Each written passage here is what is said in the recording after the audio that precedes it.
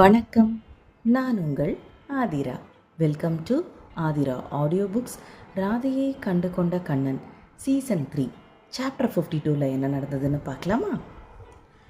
கிருஷ்ணனின் முகத்தை பார்த்த ராதாவிற்கு மனம் சஞ்சலப்பட்டது. அதே நேரம் அவனை சமாதானப்படுத்த வேண்டிய கடமையும் ராதாவிற்கு இருந்தது. மெதுவாக கிருஷ்ணனின் அருகில் சென்றமர்ந்து அவனது தோளில் தலை சாய்த்தாள். அவளது கைவிரல்கள் அவனது கைவிரல்களை கோர்த்தது. நீங்க என்னை கல்யாணம் பண்ணிக்கணும்னு முடிவெடுத்த போது அப்பா அம்மா கிட்ட கேட்காம தானே முடிவு செஞ்சீங்க என கேட்டாள் ராதா. அவளது பார்வை அவனுக்காக காத்திருந்தது. கிருஷ்ணன் அவனது இடது புறக்கையை எடுத்து ராதாவின் தோளை வளைத்து பிடித்தான். ஆமாம், ஆனால் நான் உன்னை கல்யாணம் பண்ணிக்கிறதுக்கு முன்னாடி அதற்கான தகுதியை வளர்த்துக்கிட்டேன். ஒரு லீடிங் கம்பெனியோட பார்ட்னராக மேனேஜிங் டைரக்டராக தான் நான் உன்னை கல்யாணம் பண்ணிக்கிட்டேன். அதோட சின்ன வயசுலேருந்தே எனக்கான முடிவுகளை நான் தான் எடுத்து பழக்கம். நான் என்ன பண்ணுறேன்னு எனக்கு நல்லாவே தெரியும் என்றான் கிருஷ்ணன். நீங்கள் இப்போ என்ன சொல்ல வரீங்க?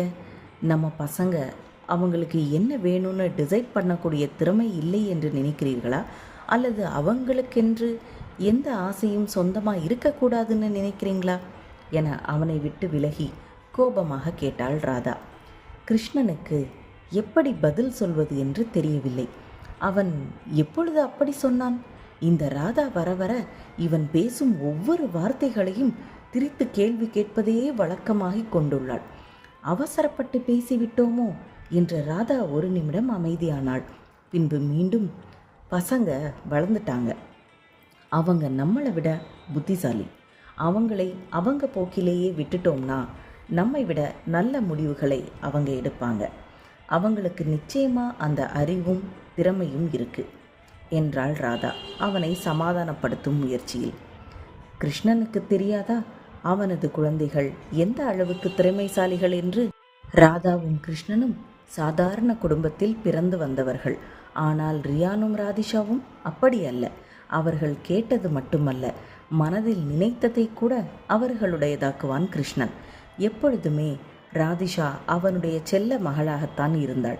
அவளுடைய அழகு, புத்திசாலித்தனம், ஆளுமை திறன், கூர்மை, பண்பு இவை அனைத்தையும் பார்த்து வியந்திருக்கிறான் கிருஷ்ணன்.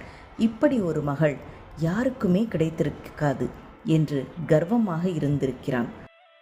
அவன் மனதில் இருப்பதை அவன் யாரிடமும் கூறியதும் இல்லை, ராதா உட்பட. எதுவும் பேசாமல் அமைதியாக கிருஷ்ணன் அமர்ந்திருப்பதை பார்த்த ராதா மீண்டும் தொடர்ந்தாள். நீங்கள் உண்மையிலேயே ராதா குட்டி பற்றி கவலையாக இருக்கீங்கன்னா அது வேண்டாம். என்னை விட மனிதர்களை புரிந்து கொள்வதிலும் கையாள்வதிலும் ராதா குட்டி திறமையானவள். அவள் யாருடன் பயணப்பட்டாலும் அவர்களும் அவளைப் போல் திறமைசாலிகளாகவும் புத்திசாலியாகவும் தான் இருப்பார்கள் என்றாள்.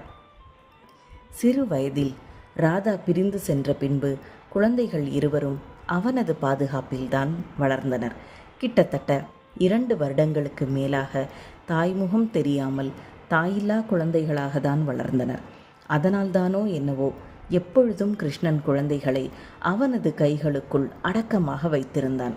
ராதிஷா சீக்கிரமாக வளர்வதையோ, வேறொரு ஆண்மகன் அவள் இதயத்தில் இடம் பிடிப்பதையோ, கிருஷ்ணனை விட்டு இவ்வளவு சீக்கிரம் அவள் பிரிய நினைப்பதையோ அவனால் தாங்கிக் கொள்ள முடியவில்லை. இல்லை, நான் ஒத்துக்கொள்ள முடியாது என்றான் கிருஷ்ணன். எதை ஒத்துக்கொள்ள முடியாது என கண்கள் சுருக்கி கேட்டாள் ராதா. அருகில் இருந்த ஃபைலை எடுத்து புரட்ட ஆரம்பித்தான் கிருஷ்ணன். ஒரு இடைவெளிக்கு பின்பு, நீ லண்டனுக்கு வந்து என்னை திருமணம் செய்து கொண்ட பின்புதான் புத்திசாலியாக நடந்து கொள்கிறாய்.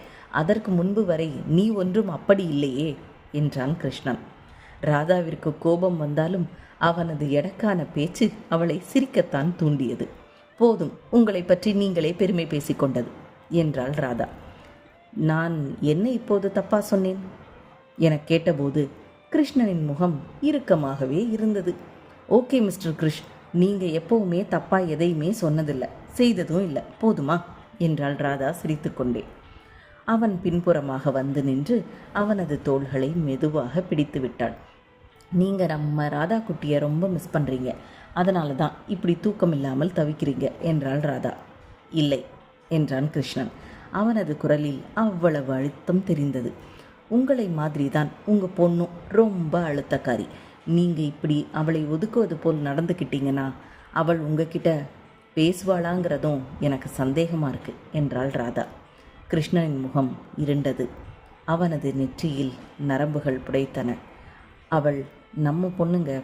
அவளை நீங்கள் இன்னும் கஷ்டப்படுத்தணும்னு நினச்சிங்கன்னா அவளை ஒதுக்கியே வச்சிடுங்க என்றாள் ராதா. கொஞ்ச நாட்களாகவே கிருஷ்ணன் ராதிஷாவை பற்றி மிகவும் கவலை கொண்டிருப்பதை ராதா கவனித்து கொண்டுதான் இருக்கிறாள்.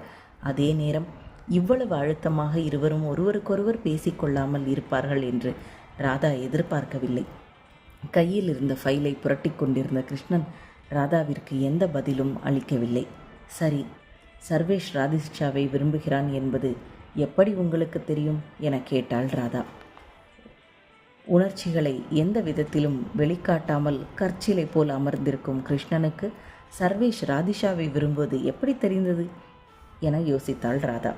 எப்படின்னா, நான் ஆம்பளை என்றான் கிருஷ்ணன் சற்றும் ஃபைலில் இருந்து கண்களை நகர்த்தாமல். அவன் கண்ணெதிரில் வளர்ந்தவனை பற்றி அவன் கணித்த விஷயம் சரியே. எப்படி வேண்டுமானாலும் இருக்கட்டும், அவர்கள் விஷயத்தை அவர்களே முடிவு செய்து கொள்ளட்டும். நம்ம அவர்களை கைட் பண்ணலாம், வேற என்ன செய்ய முடியும் என்றாள் ராதா. ராதாவின் எண்ண அலைகள் ஓயவில்லை. சர்வேஷ் புத்திசாலியான பையன். ஆனால் ஏன் ராதிஷாவின் விஷயத்தில் மட்டும் இப்படி நடந்து கொள்கிறான் என்பது ராதாவிற்கு புரியாத புதிராகவே இருந்தது. காதல் ஒன்றும் கட்டாயப்படுத்தி வர வைக்கக்கூடிய விஷயம் இல்லையே.